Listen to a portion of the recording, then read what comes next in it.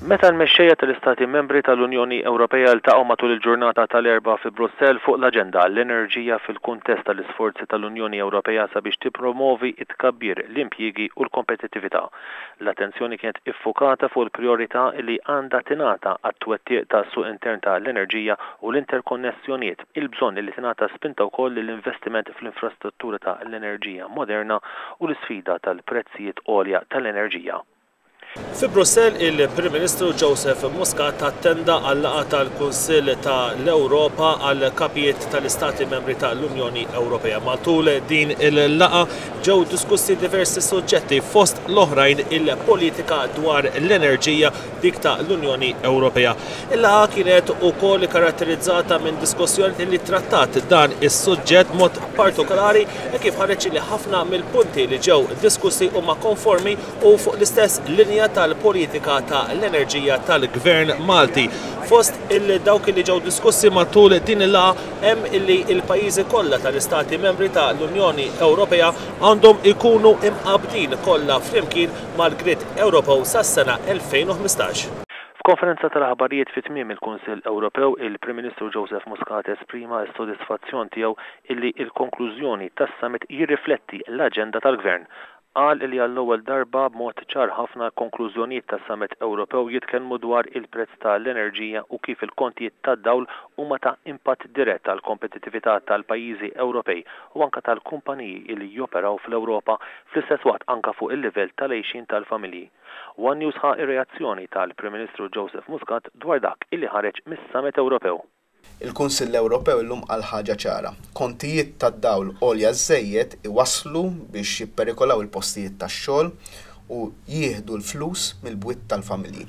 Eżatt dak illi konna qegħdin ngħidu lill-poplu xarejn u nofsilu, eżatt dak li l-poplu ivvota għalih, eżatt il-programm ta' gvern. U allura issa nistgħu għandna l-komfort illi dak li qegħdin nagħmlu diġà ġibet l-attenzjoni u l-interess għat 19 il-konsorzju internazzjonali li ħajwassal biex joħsu l-kontijiet tad-dawl u tal-ilma issa għandna iswed fuq l-abjad li nistgħu nibbażawh fi pjan Ewropew illi ħajwassal biex nilħqu l-antana. Il-Prim Ministru qal ukoll li fil-konklużjonijiet tas-summit ħareġ ukoll li l-kompetizzjoni tal-kumpaniji tiddependi fuq il-prezz tal-enerġija u permezz ta' energy mix li mhix dipendenti fuq sors wieħed u dan jgħin sabiex ittejjeb il-kompetittività u toħloq aktar postijiet tax-xogħol.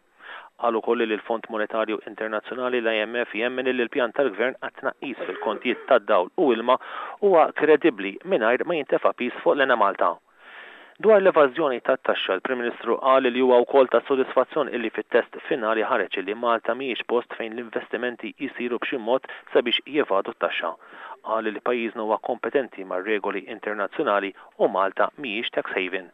Tkellem ukoll dwar kif il-Gvern Malti kellu wkoll taħdidiet mal-Kummissjoni Ewropea dwar is-sitwazzjoni finanzjarja fl-2012 e kif id-deficit tal-pajjiż skont l-NSO anke l-Eurostat laħaq 3.3% li huwa ksur tat-trattati Ewropej u allura l-Kummissjoni Ewropea tħares lejna bħala excessive deficit procedure. Qal li l-Kummissjoni Ewropea ma ħadiġ deċiżjoni u saħaq li t-taħdidiet kienu pożittivi u li l-Gvern jemmen li bi pjantazzjoni li għandu għal din is-sena u għas-sena d-dieħla se nkunu qegħdin ninżlu taħt 3% bil-Kummissjoni Ewropea deret li qed tifhem il-punt tal-Gvern.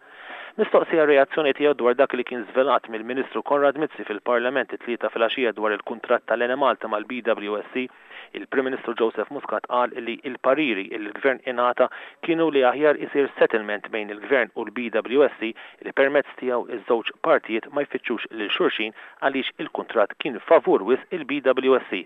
Saħaq li min iffirma l-kuntratt għandu ħafna xi wieġeb. Mistoqsi minn One News dwar il-kritika tal-ex Ministru George Puluccino illi l-Gvern qed idur f'ċirku, il-Prim Ministru wieġeb illi l-Gvern qed idur f'ċirku ta' dak illi saf fl-oqsma immexxi minn George Puluccino fosthom fil-Wayserve. Qal li għatem ħafna affarijiet oħra il-Gvern se jsib dwar dak li kien responsabbli għalih l-ex Ministru George Puluccino. Matul din il-laqgħa tal-Kunsill tal-Ewropa ġew diskussi wkoll l-evażjoni tat-taxxa u l-evażjoni tal-frodi matul il-ġurnata ta' tlieta. Id-Deputat Prim Ministru Louis Grech attenda wkoll il-laqgħa tal-Kunsill tal-Affarijiet Ġenerali bħala tħejjija għal summit tal-Kunsill tal-Ewropa. Brendan Pisani għal One News minn Brussell.